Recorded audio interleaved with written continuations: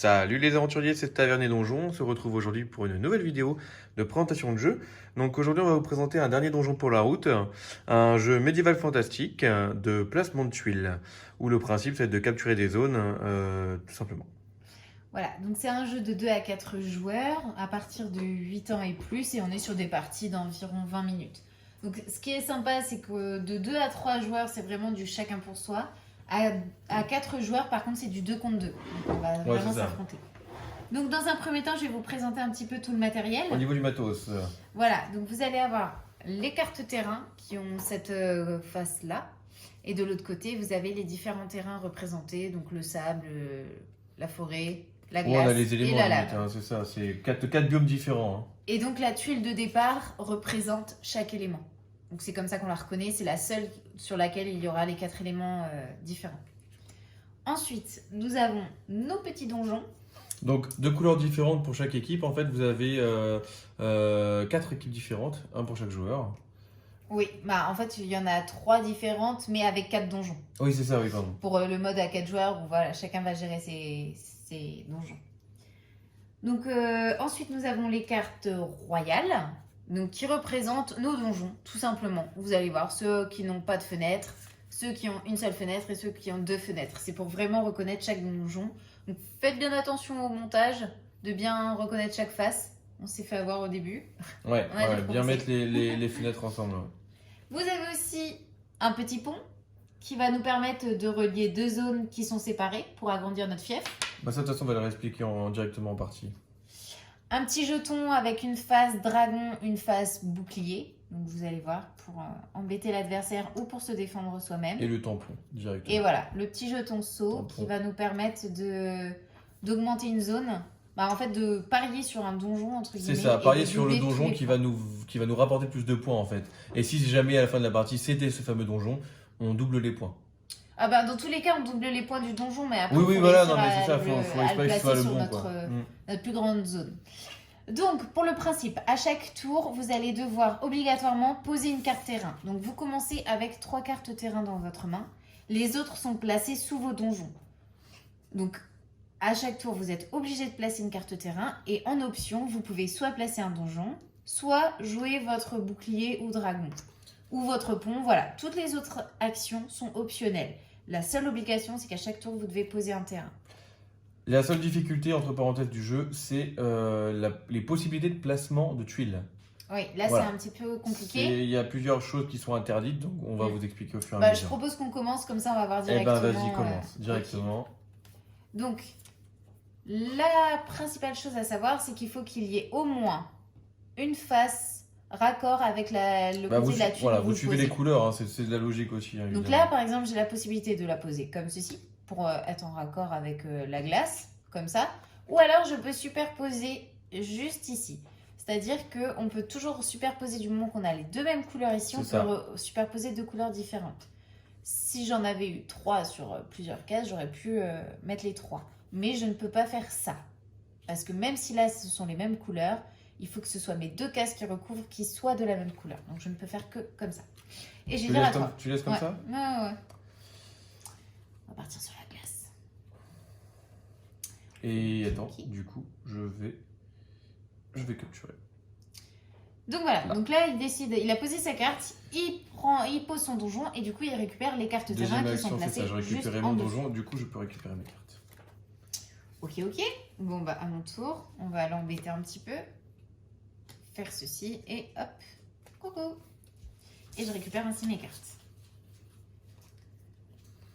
Donc au début de la partie, je raconte le temps que tu réfléchisses. Hein. Moi je vais poser. Donc là, au début de la partie, on a posé de façon. Non, ça marche pas. Pas sur 2 différentes. 2 différentes ça marche, mais tu recouvres 3 cases et celle-là est différente de tes 2. Ah oui, j'ai pas vu, oui, on a fait 3 cases. Du bois comme ça, tout simplement. Là ça passe. Nickel. Et je vais protéger ma glace, je pense. Ok. Tu m'embêtes. Eh bien moi, je vais t'embêter encore. On va jouer rapidement vraiment pour vous montrer. Ça, ici, je vais poser un petit pont qui relie mes 2 zones. Et Tu vas recapturer un truc de... Ça servira En à rien. fait, je vais juste recapturer la zone de forêt pour vous montrer que je peux récupérer mon petit jeton saut que j'avais posé aléatoirement Voilà, sur un de mes son donjons. fameux jeton saut. Voilà, ce qui va me permettre, donc je récupère mes cartes, mais surtout, je vais pouvoir parier sur un de mes donjons. Donc, pour l'instant, j'attends encore, je garde mon saut sous la main. Si vraiment il n'y a aucun donjon que j'estime être viable ou être vraiment rentable, je peux toujours décider d'embêter mon adversaire en le jouant dans l'autre sens et en posant le dragon. Alors, moi, qu'est-ce que je vais faire? Ok.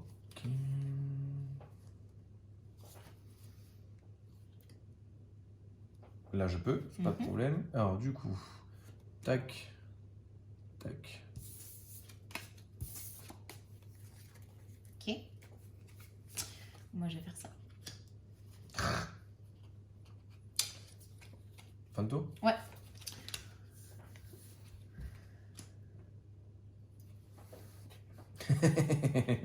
Je vais jouer à ça? Oh ouais, bah de toute façon. Et ben moi je vais plus partir de mon côté là-bas. Hop, on va se mettre un petit peu de verdure. Et attends, j'ai pas fini. Je vais bloquer avec mon dragon ici. Pas mon jeton son, je vais utiliser celui-là.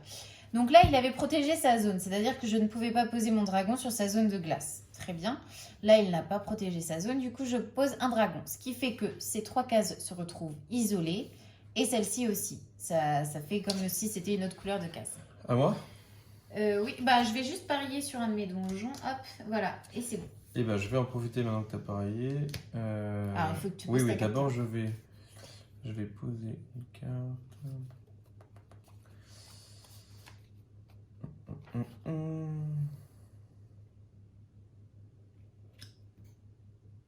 Là. Hop. Voilà. Je peux le poser du coup. Et je vais le poser ici. Tu peux pas. Pourquoi? Une case occupée, donc là le pont occupe 3 cases. C'est-à-dire que je n'aurais pas pu le poser ici vu qu'elle était déjà occupée par un dragon. Et là tu ne peux pas poser ni de dragon ici, ni là, ni au milieu de la glace. Car toute cette zone est déjà occupée en fait. Donc ici?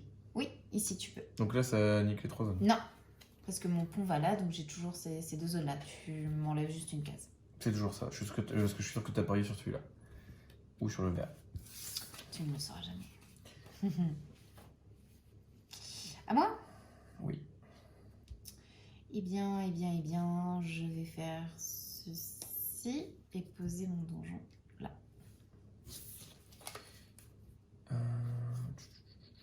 Est-ce que ça vaut vraiment le coup qu'on aille jusqu'à la fin de la partie? Je crois que je te domine.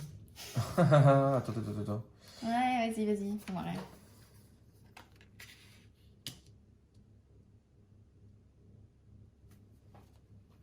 À toi.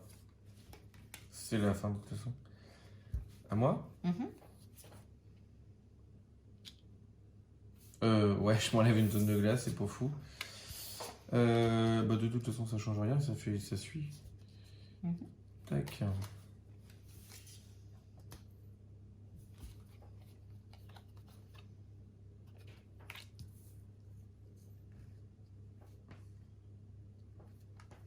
Bah moi, mon pont, il sert pas à grand chose.